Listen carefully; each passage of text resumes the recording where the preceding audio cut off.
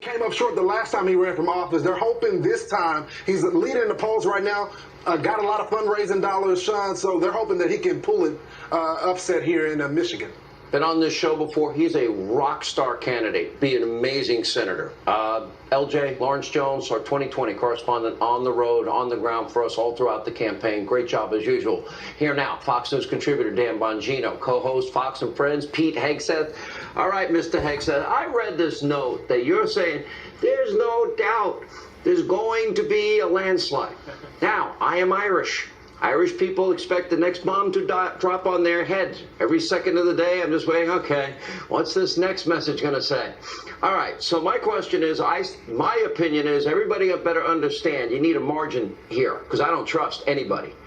And I would view this as you're 6 points down, you're on your own 20, you got no timeouts, you got to march down the field 80 yards, cross the plane, and kick the extra point, then you win. That's how I feel about this campaign. It's got to be full 2-minute mode. You're exactly right. You take nothing for granted.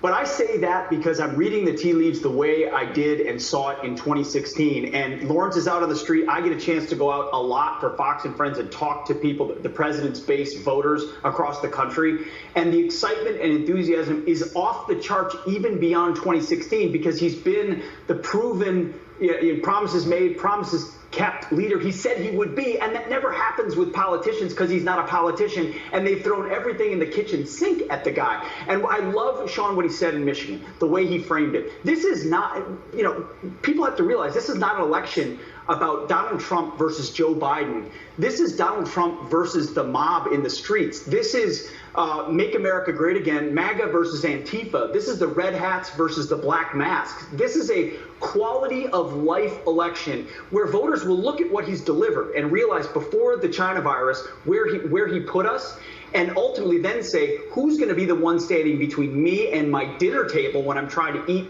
at a restaurant at night and I'm being accosted. So he has a lot of advantages that if he presses them, I think will look very good for him on Election Day. So I stand by that note, Sean. I do. Still a long way to go. Debates to be had if Biden actually shows up. But the president's bringing his A game right now. Dan Bongino. Well, Sean, when Biden's exposed in the debate, I think it's going to be devastating. I'm getting very frustrated, the media coverage job for Biden. Okay, number one, he's not a good guy. He's never been a good guy. He's leveraged his connections to enrich his family at your expense. You paid for him to be vice president, and then other people paid his son for skills his son didn't have or can't explain he has to anyone else. Also, he's a liar. Yeah, he's a liar. He lies about everything all the time, and the media covers it up. He lied about the travel ban. That spokesman tonight, TJ, whatever his face was, on with Brett Baer, please put that guy on Fox every single night. With a guy like that, I mean, Biden probably lost 100,000 votes tonight just with that joker on TV. He couldn't even tell the truth about the travel ban. But there's other things, too. I'm begging the Trump campaign, please put up the footage of Biden suggesting he is going to, repeatedly suggesting he's going to repeal the Trump tax cuts. Those are middle-class tax cuts. Just look it up. If you're in the middle class, your tax rate was 25%.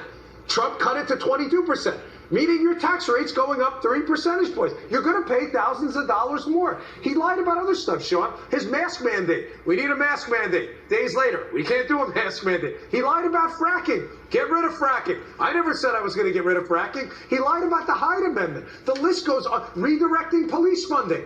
The guy asked him, would you redirect funding away from the police? The interviewer. He said, quote, absolutely. Look it up. It's out there. He's a liar. He's not a good guy. And when he's exposed in the debates, I think that's going to be the end of his campaign. All right, but don't remember, the expectations are so low. If he can utter 2 sentences, the mob will say, he won, he won.